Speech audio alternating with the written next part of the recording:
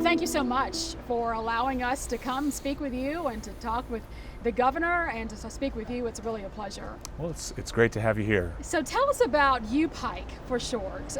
What kind of institution is it and how it's grown since you've taken over as president? Well, sure. The University of Pikeville has been here for a long time.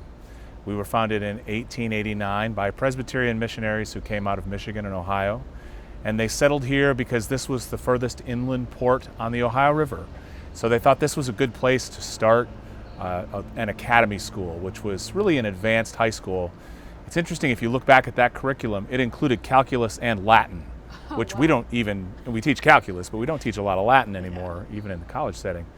And the school since then has grown quite a bit. You know, gradually we evolved into an associate's degree granting institution, and then became accredited by the Southern Association of Colleges and Schools and started granting bachelor's degrees in the 1960s.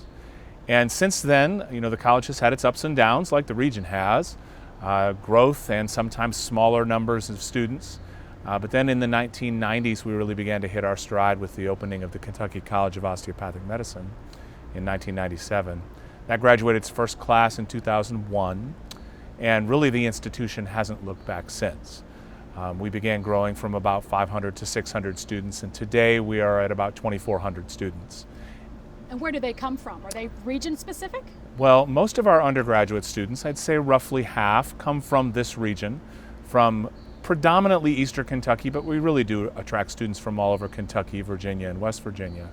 But then the other half of our students come from all over the United States. Like many schools that are smaller, liberal arts-based colleges, we have about 50 to 60% student athletes. And so those athletes are recruited from everywhere.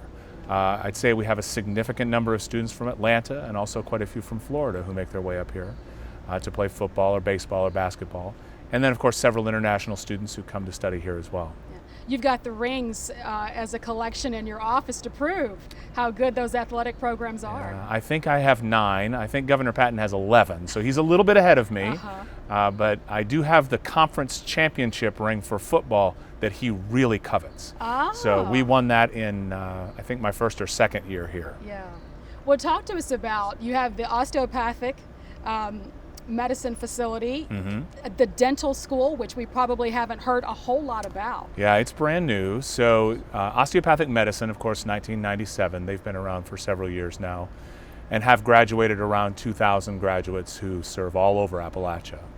And then our optometry school was next. The optometry school opened in 2020, or excuse me, graduated their first class in 2020. They opened 4 years before that. And they've graduated several classes now and are very strong and doing really well.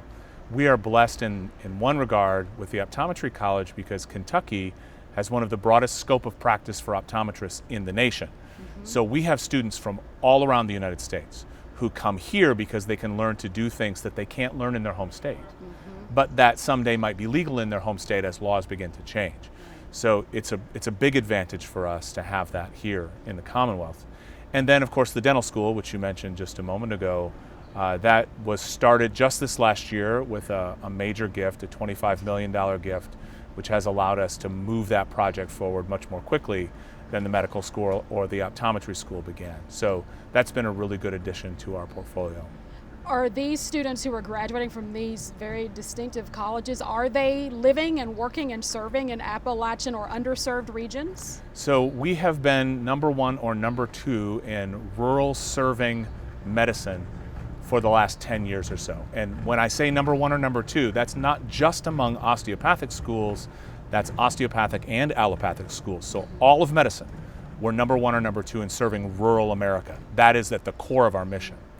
And most of our students go into primary care, which is the largest need for medical students in the United States. And so we're meeting the need both in terms of rural medicine and also in terms of primary care. The optometry college is a little new. We don't have those stats quite as well nailed down, but most of those students do end up going to rural medicine, which is fantastic. We think that's important for us, and they take care of some of Kentucky's neediest people.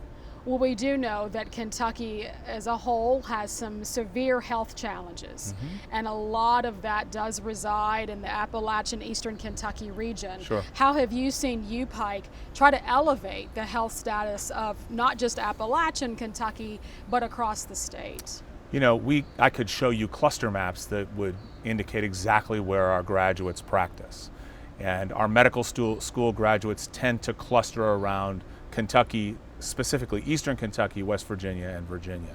So we have definitely impacted the way medicine is delivered here in the most rural and most needy parts of the Commonwealth of Kentucky. But I could take it one step further, and that's by talking about our nursing program. When I arrived here almost 8 years ago, the nursing program had around 30 students in each class, and we're now approved for over 80 students in each class. Wow. And we're running 3 cohorts of classes and not just one. So it's a program that's grown dramatically. That's in part due to a great partnership that we have with the local hospital, Pikeville Medical Center. And that program has just exploded over the last few years with the needs that are found here in Eastern Kentucky and of course throughout Kentucky. And of course, we know of the provider shortages, particularly in this region, whether it's nursing or it's specialty care. Right. So I want to segue to talking about education in terms of how UPike has helped also maybe elevate the value or the perception of the value of education in this region. Do you believe that to be the case? I do, and it starts, I think, with elementary and secondary education. For more than 100 years now, we have been the major source for teachers in this region. If you were to go in the public schools throughout Eastern Kentucky, what you would find is that a significant number of students, and in many schools the majority, of teachers and administrators have been trained by the University of Pikeville.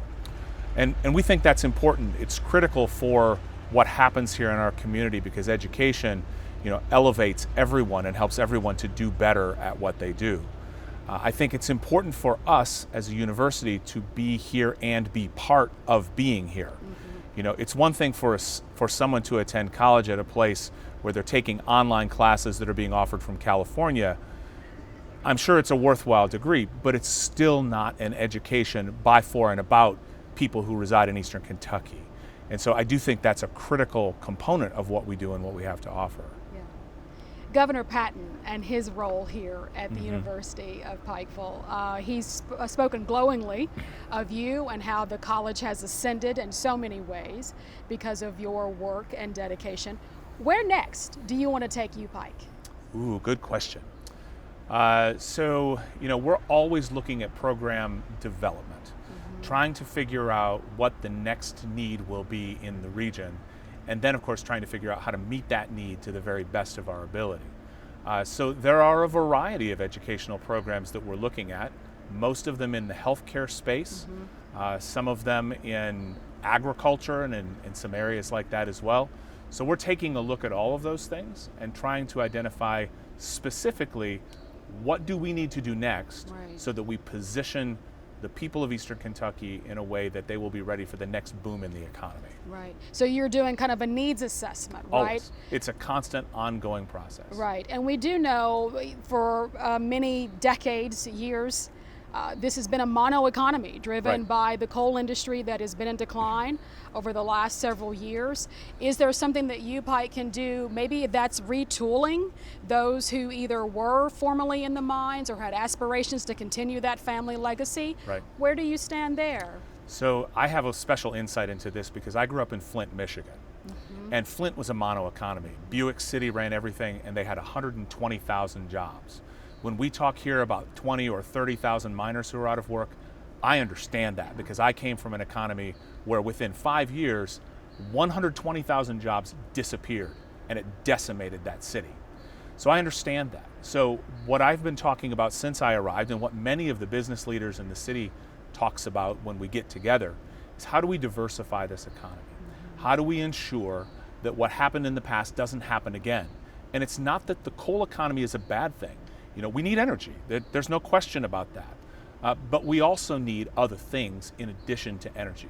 So we've talked about tourism and hospitality. Those things are certainly on the table. But entrepreneurism is something that I think we can do really well here as well. We've partnered with businesses like App Harvest and 80 Acres, who are in the agriculture space. We have innovative programs in business to help with internships and residencies so that our students can continue to grow and develop and begin their own businesses here. We're in the process now of creating a business incubator so that students can start businesses that then spin off into the economy and become standalone businesses that generate revenue and provide jobs for the region. So we're very much involved in the economic development of the region and want to continue that. Yeah. Tuition. Let's talk dollars and cents. Sure. How much does it cost a typical student? And I'm sure there's financial Sure. aid and other supports they can get, but on average? So our tuition has been just under $30,000 a year for a very long time. But like most colleges, we have a discount rate. It's the scholarship that people get when they come if they've graduated from high school. And that's about 50%. So that takes it down to $15,000. Much more manageable for most people. And then if students are from Kentucky, if they qualify for the Keys, CAP, KTG, all of that group of scholarships, and if they're eligible for the top 2 Pell Awards, we waive the rest of tuition, and we've done that for 12 years. So most of our students, I think last year we had 300 or 400 students who came here tuition free. Let me say that again, tuition free. Yeah. We've been cheaper than the University of Kentucky for a very long time. And that gets lost a lot because institutions like the University of Pikeville, who have found a way to provide a high quality education at a lower price point, sometimes get lost in the mix because they say, well, you're private, you must be expensive. We're not. Look, talk to our people because we can find a way. Yeah. In the conversations, last question, because I think the rain is going to come. In the conversation that we're having across the nation and in certain states about the value of higher education or what higher education should be doing or accreditation or whatever the issue is, what would you say to decision makers, policy makers, those who want to lead the state and the nation about what they should understand about the value of higher education? I think a lot of policymakers get bogged down in the idea of higher education should lead to a job. And I want to be very emphatic, a job. And what I would challenge everybody to consider is this. Higher education might enable you to get that first job, but it's also what gets you the second, third, fourth, and fifth jobs, which may or may not be related to that major you started out with. This is why humanities majors catch up to the engineers in 4 or 5 years. Because if someone chooses engineering, chances are they're going to stay an engineer for most of their career. But if someone chooses communication or literature, that might help them with that first job as an editor or a copywriter or something. But then they may move into management or something else, and they quickly pass. So it's all about learning critical thinking, communication skills, writing skills. Those are the things that education does, and does really well, regardless of your major, that provides you with lifelong opportunities, resulting in that salary that is well over $1 million over the course of your lifespan. And it's more than what you would get with just a high school degree. And I know there are exceptions. Everybody will say, well, my cousin, he did this. Yes, everybody's got a cousin that did this, but that's not the majority of people. Excellent. Thank you. We appreciate your time. Thanks.